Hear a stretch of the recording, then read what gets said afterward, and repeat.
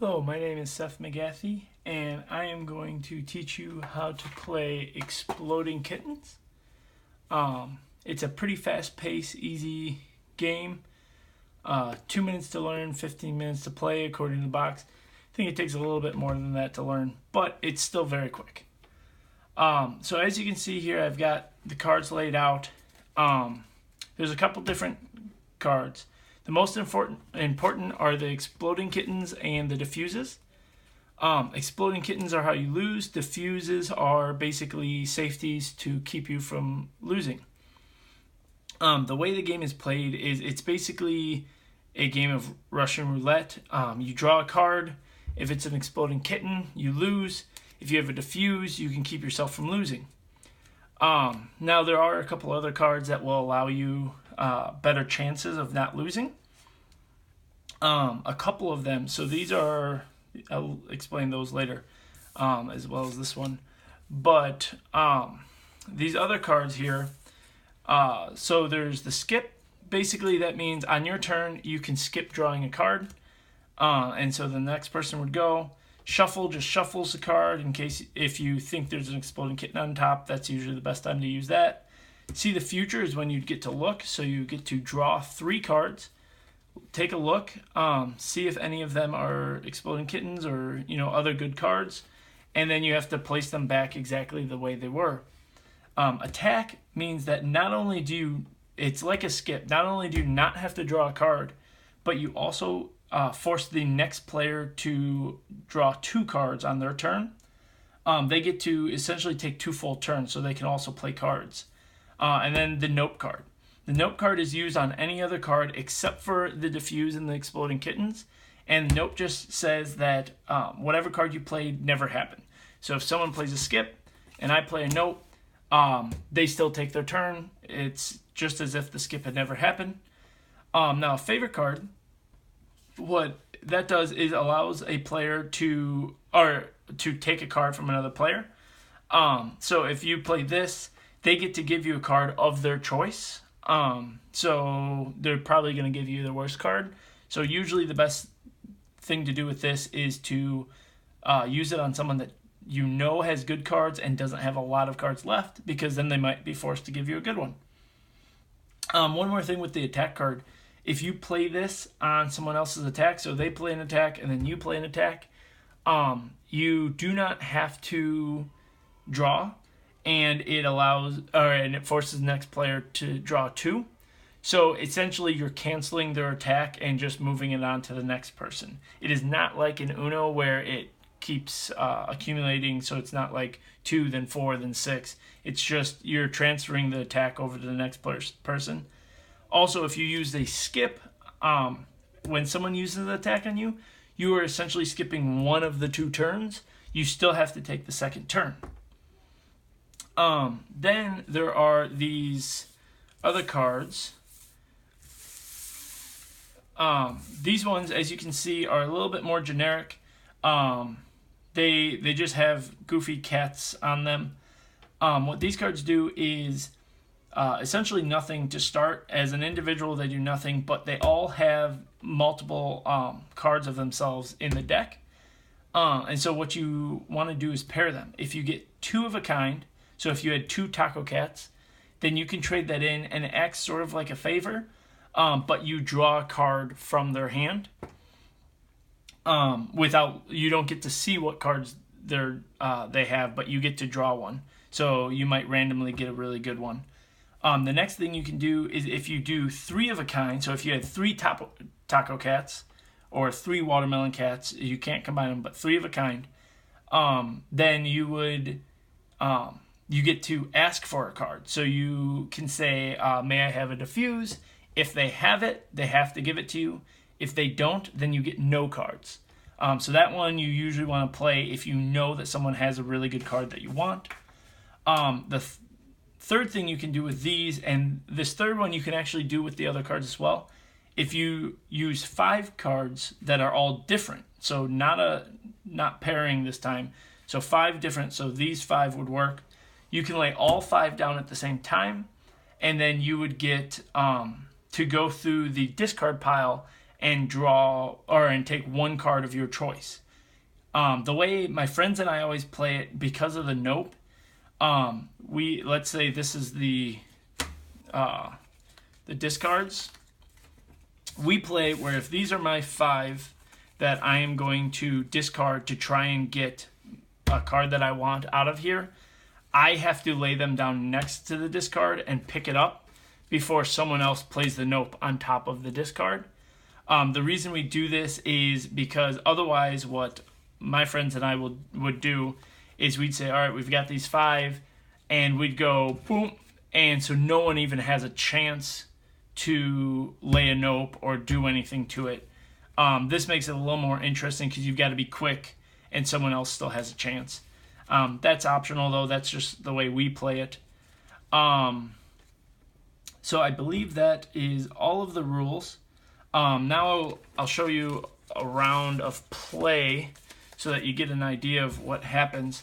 And I should tell you, so the way that you deal it out is you give a diffuse to every player. So we'll say there's 3 players here. Normally you would deal everything face down, but so that you guys can see what's going on, I'm going to do it face up. So if I shuffle these in a little bit, you leave the exploding kittens out so that no one starts with an exploding kitten right off the bat.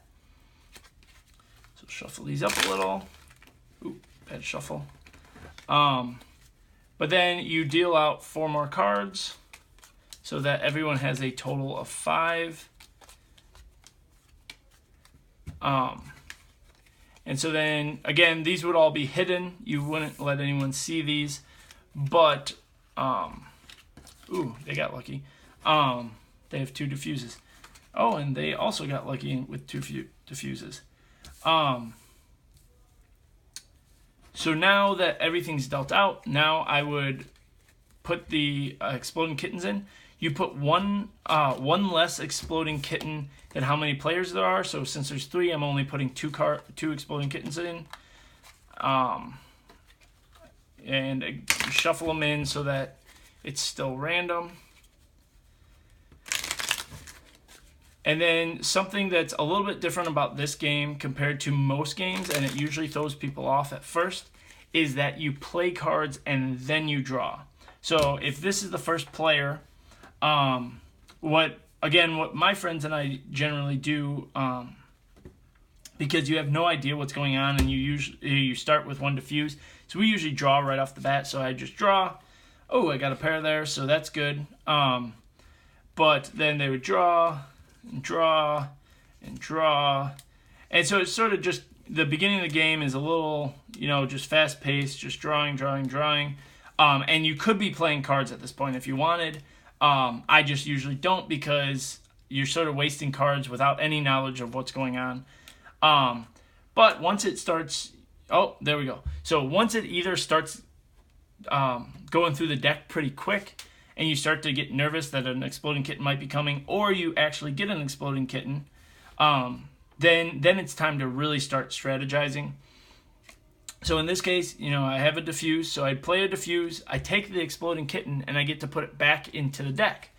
The fun part here is I do not have to let the other players know where I'm putting it in the deck, and I can keep track. So if I want, I could put it behind my back and then just put the exploding kitten right on top. I could put it as the second one, the bottom. I could just shuffle it in, or not really shuffle. You can't shuffle the deck, but you could just, randomly throw it in there. Depending on your strategy, you usually want to at least have an idea of where it is, and maybe not get it too close to where you might pick it up again since you just lost your diffuse. And then you also could strategize, like if only one of them had 2 diffuses and I happen to know that, I might try and place it so that they are going to get it. In this case, I'm just going to randomly put it a little bit deeper into the deck. And so now play continues. So now this person, they're thinking, they just got an exploding kitten. They probably put it on top to screw me over. So they can say, I'm going to see the future. So they get to look at the 3 cards. They look. Oh, no exploding kittens, so they're safe. So they're just going to draw and take the card. Now this guy's getting nervous. He's like, okay, did he put it as the second? But he's got 2 diffuses, so he's going to take the risk. And it paid off. He's fine. And so then it starts going around again. And the game continues like this. You can play as many cards as you want. So, for example, let's say now this guy's getting nervous. He plays see the future. He sees, ooh, there's a diffuse right there. Skip, attack. So those are all really good cards. So he's going to take that and continue on. But then this guy, he doesn't know what's going on. He thinks that maybe there's an exploding kitten there. So he could play an attack. So now this guy's got to draw 2. Makes him nervous. He says, you know what, I've got a lot of nopes. Play a nope. And now that attack never happened. So then this guy says, you know what, I'm still nervous, so I'm doing a skip. So now it's his turn again. He's still nervous, so he's going to skip. Now it's back to him. He saw the future, so he knows it's safe, so he just draws 1. And game keeps playing like that. What happens now, let's say this guy draws an exploding kitten. I'm just going to steal one from here. Let's say he drew an exploding kitten. Remember, there's 1 less than how many players there are in the game. So this exploding kitten means that he's out. So he does not put the exploding kitten back in, so that there would still be 1 less than how many players there are. And game continues until only 1 player is left. The interesting part is you never shuffle this the discard back in. So you can get to the very bottom of the deck and only have 1 card left. It's an exploding kitten, and you just have to use all of your cards and your power to try and stop yourself from ending up with the exploding kitten and force the other player to pick it up.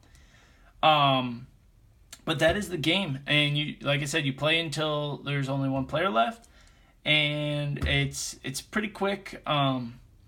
It usually only takes like 15-20 minutes to play, depending on how fast or slow your friends are drawing cards. But it's funny. It's a lot of fun. There's a lot of flavor text or just silly names on the cards, like Donna Portable Cheetah Butt. Just goofy things like that. So highly recommend it. It's a fun, quick game if you're just looking for something fast and easy to play with your friends. And that is Exploding Kittens.